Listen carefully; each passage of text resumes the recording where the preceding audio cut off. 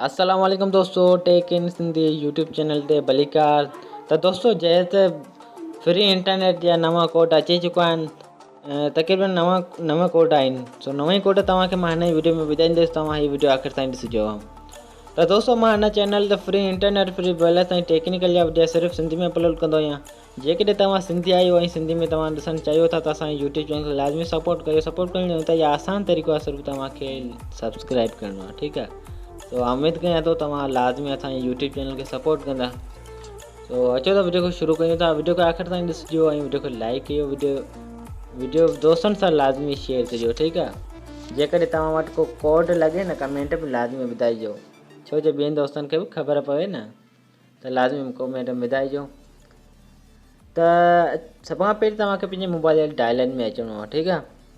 तव्हां वटि हिकु नोकिया मोबाइल या तव्हां वटि उअई ॿी का मोबाइल हुजे त तव्हां उन में कोड डायल कंदा अचो, या तव्हां पंहिंजे नोटबुक में लिखंदा अचो। ठीकु आहे। या तव्हां स्क्रीन शॉट कढी रखी सघो था ऐं बाद में तव्हांखे डायल करणा आहिनि, या न त तव्हां वीडियो मां फ़ाइदो न हासिलु करे सघंदो। ठीकु आहे।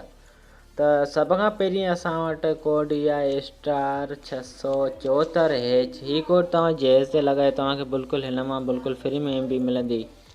ऐं उनखां पोइ ॿिए नंबर ते कोड इहा आहे *499#। हीअ कोड तव्हां जैज़ ते लॻायो। ऐं उनखां पोइ टीं नंबर ते कोड इहा आहे *462। हीअ बि तव्हां जैज़ जे सिम ते लॻायो। जैज़ जा कोड आहिनि, तव्हांखे ज़ोंग ते न ई लॻाइणा। ऐं चौथे नंबर ते कोड इहा आहे *117#72*3#।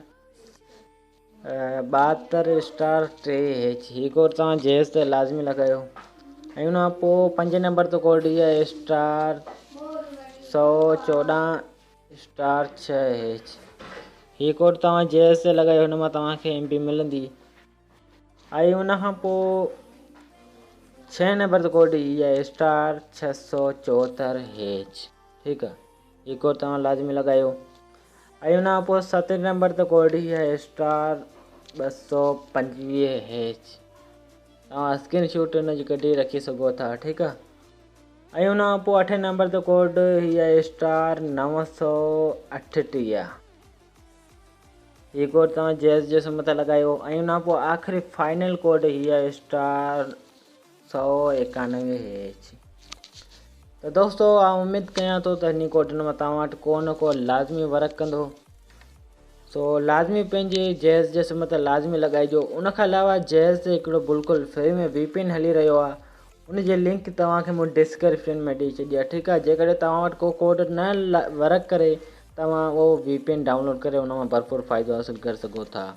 त दोस्तों इहा बि अॼो की वीडियो कीअं लॻी, पंहिंजी राय कमेंट में ज़रूरु ॾिजो। वधीक अहिड़नि वीडियो जे लाइ असांजे यूट्यूब चैनल खे सब्सक्राइब करणु न विसारींदा।